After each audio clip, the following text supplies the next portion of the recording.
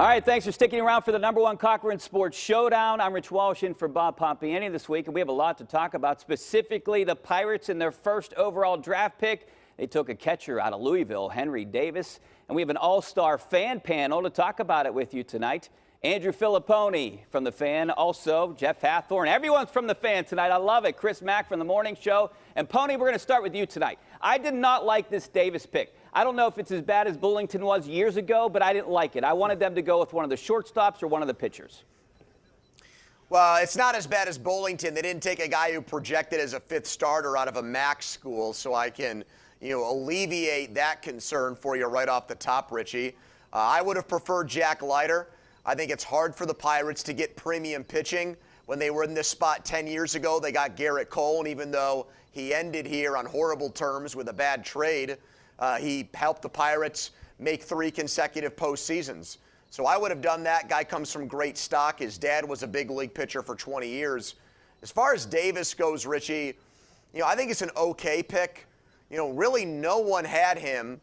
Not one major scouting service had him rated as the best player, which makes you think that the Pirates thought he was the best value pick. And the question for me becomes this: is he a big league catcher? Because there seem to be a lot of questions about his pitch framing ability and his ability to do the job behind the plate. Everyone says he can hit, but if you have to move him to a different position, well, then he's really got to hit. Because right now he's a great hitting catcher. He might not be a great hitting first baseman or right fielder. So that's the situation there. I like to pick a little bit more than a shortstop, though, because the high school shortstop, 17, 18 years old, who knows where those guys are 5 or 6 years from now. And Chris, there were so many of those high school shortstops, I didn't trust the Pirates to pick the right one. Tony, you make a lot of great points. I think the thing that I do like about Davis, even though you make a great point, he might not end up being a major league catcher.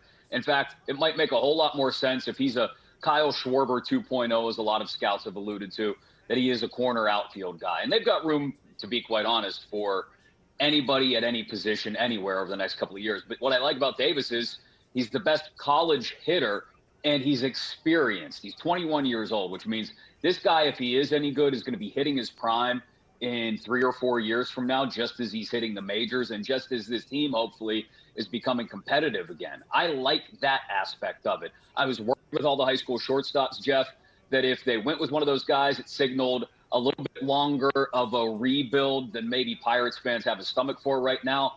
Davis coming around and Hayes hitting his stride in a year or two. That tells me that Ben Cherington, I know they'll never admit to it, but it tells me that Ben Cherington and the Pirates brass think they're closer to being better than 4 or 5 years away.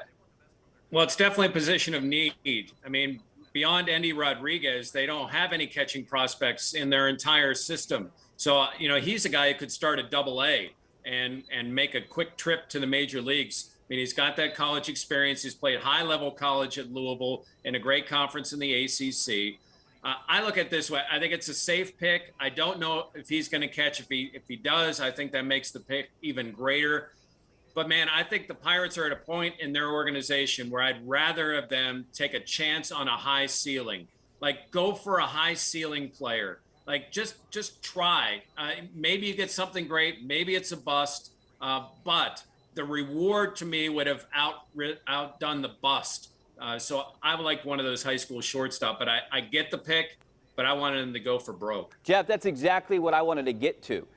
Go with the high ceiling guy. Don't go with the safe pick, like you said. The Steelers always go best available, right? But they went with need here, the Pirates did. No, they don't. Oh, my God. That is the biggest fib in Pittsburgh sports media. I know I'm not supposed to jump in right now. You don't have to believe it. They just picked a running back in the first round. He was the best available player. Are we going to relitigate this whole thing here, Andrew? You're saying he wasn't the best available player on the board. Let's do it. Come on. Harris was definitely the best available player. They had the worst running back depth chart in the NFL. That's why they picked him. But go ahead, ask Jeff a question. Well, I'm getting to. I'm agreeing with Jeff. I want a high ceiling guy. I want them to take a chance on a guy that could be Manny Machado, right? Instead of going with safe. Why do you think they went with safe? Why did they go with safe? Well, and maybe, they had the opportunity to talk with these guys beforehand. So maybe in those conversations, they felt like they weren't going to sign for below slot, which they really wanted to do, or that their thoughts about going to college. They were very strong on that, and it probably came down to that slot money. So as much as we think it could have been Henry Davis all along, and listen, Ben Cherington said they had discussion after discussion after discussion, and it was going to be a really tough decision, a really tight decision. I'm sure money played a part, not because the Pirates are cheap, but because they want to use that money later in the draft. Well, and look, guys, if there's one thing Ben Cherington knows, it's guys who aren't necessarily boom or bust type prospects. You look at some of his picks when he was in Boston. You look at Pedroia, Ellsbury, Papelbon. Those are all the kind of guys that formed the cornerstone of championship teams in Boston. Nobody thought any of those guys was going to be a perennial all-star or Hall of Famer coming out, but Cherington identified them, and they became cornerstones and building blocks. I think Davis, again, I'll give Cherington the benefit of the doubt. I think Davis could be one of those guys, even if he doesn't have that high ceiling. Well, I was a little bit surprised, and 2 networks covered this event. I was on MLB Network, so I can't speak to the ESPN broadcast. That's something I'm going to have to go back and watch or listen to. But I was shocked that when the pick came in, they did not at least discuss the philosophy of saving money on the first pick to spread that $14 million that the Pirates are allotted to future picks, because that locally has been such a big part of the discussion. And if you had been watching MLB Network as I was, Richie, before the pick came in, they didn't even bring up Henry Davis. I mean, they talked about Jack Leiter. They talked about Marcelo Meyer. They talked about Jordan Lawler. They even talked about Khalil Watson, another high school shortstop. They didn't really bring up Henry Davis one time, except when they introduced the fact that he was there. So I was really surprised that nobody put 2 and 2 together, that the signability that Jeff alluded to may have influenced the decision that they made to take Henry Davis #1 overall. And Pony, I think it says a lot that it seemed like they were all just as surprised as me. Like I was surprised, and it seemed like none of the guys were even really talking about it because they were surprised with the pick. I think this is a look.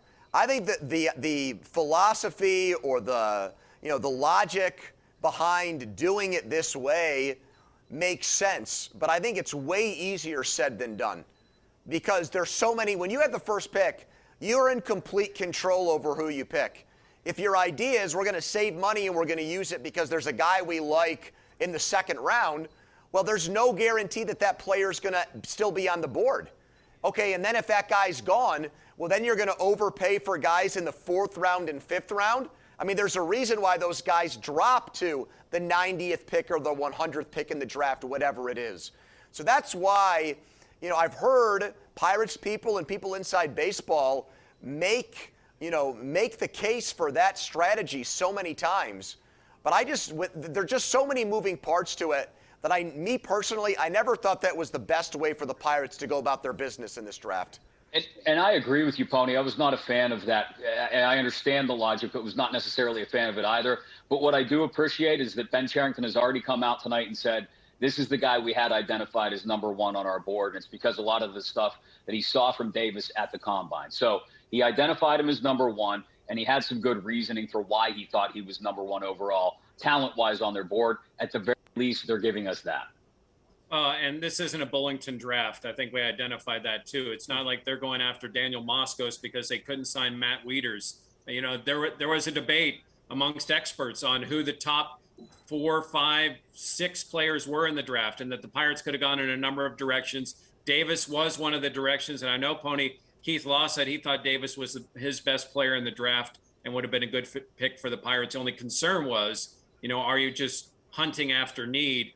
I think in this case, I don't know if they're hunting after need. Again, my biggest thing is I'd rather them go for a high risk, go for a high ceiling guy. All right, guys, one more question, Jeff. One more question about the draft before we move on and take a break here. I want to ask, I know Chris touched on this a little bit, but Cherington's philosophy. So he went with the best hitter in college baseball the last 2 years in the first round. Do you think that was his strategy all along? And what does he do in the second round? I think not signability. I think what someone would take beyond slot was a big factor in this pick. And obviously, like I said, it fits a need for them, and it's a less risk. I mean, getting Henry Davis is a least amount of risk out of maybe any of the top 10, maybe beyond Leiter that you have in this draft. I think this comes back around. They'll never admit it, guys, but this comes back around to timeline. Davis is a guy who will be major league ready in 3 years, or at least should be, given his age and his experience. Marcelo Meyer was not, unless everything broke the right way. Jack Leiter may have been, but who knows how that would have gone, with the possibility that he might choose to go back to Vanderbilt if chosen by the Pirates. So I think Davis, best college hitter in the last couple of years, as you said, Jeff, makes a ton of sense. And again, it gives me hope anyway. Maybe I'm projecting a little bit here as a fan, that the timeline will be a little bit quicker than we initially expected it was. Well, I think it's also a clue that, the whole COVID pandemic way that it affected all of amateur baseball last year and then still affected baseball this year, that when you have someone that's more Ivy League oriented who's running the draft, they want information. They want data. They want hard numbers. And you get more of that with a college player from the ACC than you do with someone who's 17 years old, where you're just relying on your scout's opinion to tell you if he's a good player or not. All right, all good points. I feel a little bit better about the pick. We're going to continue the Pirates talk after the break. The number one Cochran Sports Showdown is brought to you by number one Cochran, go one better. And by Highmark Blue Cross Blue Shield. Have a greater hand in your health.